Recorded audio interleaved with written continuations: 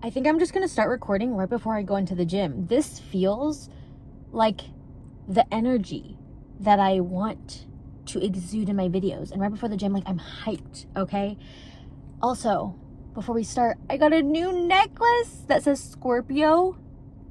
If you guys know, which you probably don't because I haven't talked about it in years, I am an astrology freak. I know absolutely everything. Oh, not everything. I'm not that good. But I'm very passionate about astrology. Although I have recently gotten out of astrology just because I do believe that you can be whoever you want to be. And even if you have tendencies that you were born with, you can at any time evolve past those tendencies and be whoever you want to be through enough practice and embodiment. So, tangent. How to increase your feminine energy. I want to share a few things that I have done that have really helped me get out of my masculine energy. Not get rid of it, but just lean more into my feminine energy, which I never even knew was a thing. And only until the last year have I really learned to embody feminine energy, but also I have learned how much better life is when you embrace your feminine energy as a woman. And we live in a masculine energy dominant society, and so we're often not taught these things. So it's just changed my life, and I want to share the things that I have done that have helped me, so that if you also are a woman who is predominantly in her masculine energy, you can find the sweet spot and the balance that makes you your most authentic, whole, and joyful, most importantly, joyful self. Number one is learning how to express and validate your own emotions. I was taught to not feel my negative emotions, that negative emotions were not okay, that it meant you were not mature, and that I basically needed to be stoic. And only recently have I learned the power of embracing my sadness, my loneliness, my feelings of feeling rejected, of feeling hurt. I can now admit when something hurts my feelings, whereas before I'd say, I don't care, even on the inside I totally did. And so learning how to embrace every single emotion that you feel and not just try to always be strong and positive.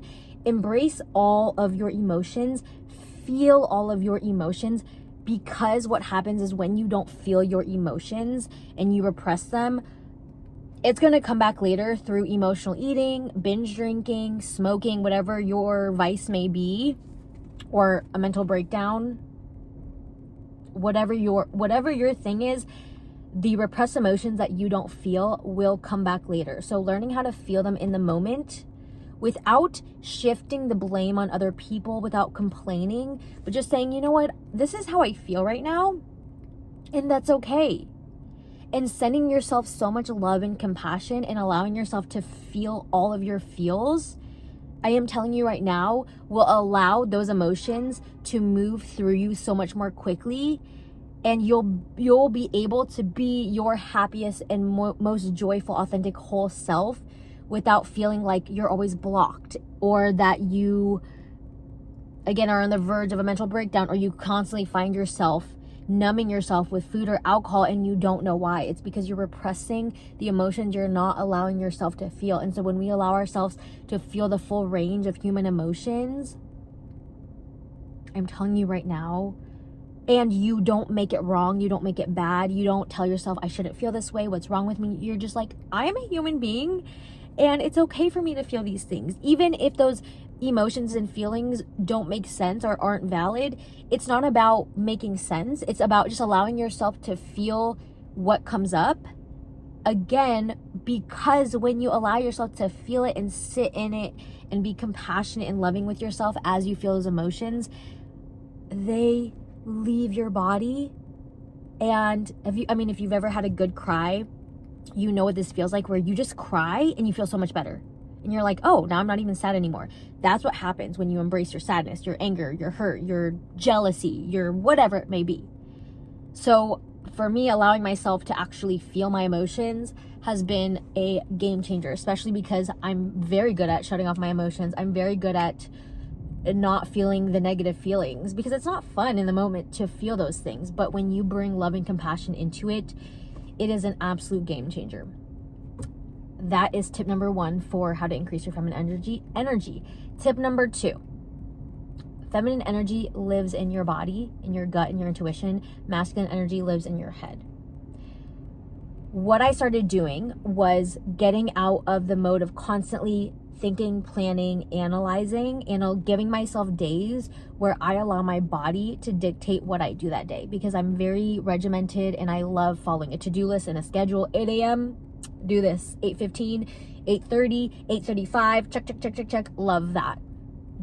But that's my masculine energy, which there's nothing wrong with that. We need that if we want to accomplish goals, if we want to be on time for meetings. But what I've learned is days where I will have no agenda, no calendar, no schedule, and just sit with my body and go, what would feel good for you today? What would light you up?